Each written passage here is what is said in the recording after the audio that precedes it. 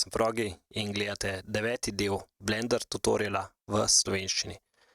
Danes bi nadaljevali z raziskovanjem modeliranja in modifierjev. Dodal bom takole, mogoče se predstavim na drugo stran, ja. Dodal bom en plane, tako da imamo neko površino, na kateri lahko odlagamo naše scenke. Takole. In zdaj bom to kocko majhen povišal v nebo z array modifierjem in sicer z osi takole. Pa nekih 5 kock si želim. Če pogledamo zdaj našo geometrijo, takole to izgleda. Ker bomo pripravili daljnovod in sicer samo s parimi potezami, tole bomo zdaj applyali, lahko bi tudi extrudal, nagor, sam sem si zaželil približno enakomerne geometrije, ki jo bomo pa itak majhen spremenili zdaj v kratkem. Povišal sem še za eno, z M, lahko tole kolapsamo takole na sredino. Ok, še te dva bi takole za eno kocko dol na ven, pa mogoče še enkrat, spet M, kolaps, takole. Ok, to je zdaj kar v redu, mogoče samo še naredimo majhen bolj ta pravo obliko. Pritisnil bom ta backslash tukaj na numpadu, zato da gremo v lokalni pogled, se pravi, da imamo samo to stvar in mogoče klejem tlele še eno dol, majhen dlje. Zdaj pa s proportional editingom, to je ta gumbek tukaj, lahko takole z tem, ko zavrtim kolešček, reguliramo, koliko daleč nam tale to spremembo geometrije opali. Pa recimo, da bo takole v redu. Mogoče tlele počastimo še en loopcut. Ok, zdaj pa bo. Zdaj pa modifier čarovnije. Dajmo si tole priklopiti, da vidimo, kakšno imamo dejansko geometrijo. In zdaj bom upalil wireframe, pa poglejmo, takole, da malo lepše vidimo, kaj se nam je zgodilo. Sigurno bo za povečati širina.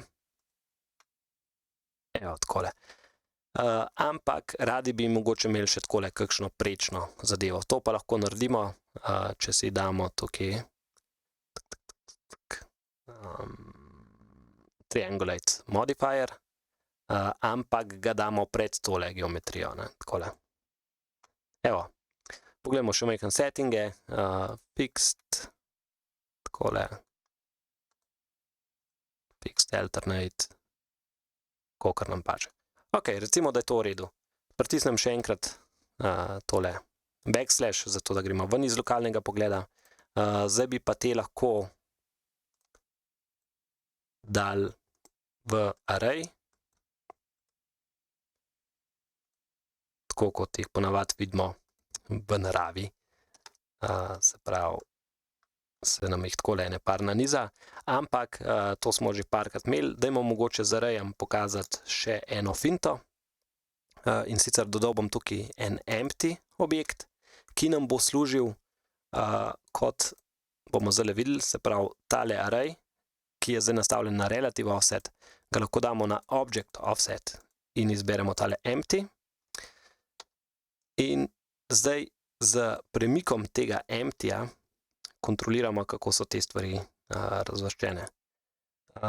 No, ampak seveda ni to edini način, oziroma ni to edina relacija, levo, desno, gor, dol, lahko tudi zavrtimo, recimo po z osi. Tale array bom še majhen pojačal, število udeležencev, oziroma telih instanc. Pa se vrnemo spet na empty. In zdaj lahko z rotacijo to stvar postavimo na pravo mesto. Takole. Seveda se s tem da precej izživljati, lahko zavrtim tudi po tej osi. Takole lahko pomanjšam, povečam. Tako da to je ena taka uprava. No, zdaj jih imamo približno naravnost, zdaj bom samo še tole stvar umestil. Takole, nekam na sredo. Evo, pa ga imamo. Če damo to zdaj renderat, seveda pazimo spet pri kameri, da kamera dovolj daleč vidi. Takole.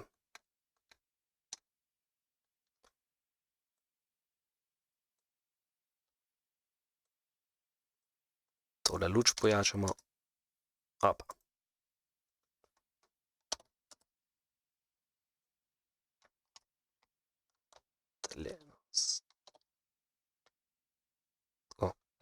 Če ste tlele opazovali, lahko kar matematiko uporabljamo, ne, recimo tole delim s 50, pa bo luč švohnejša.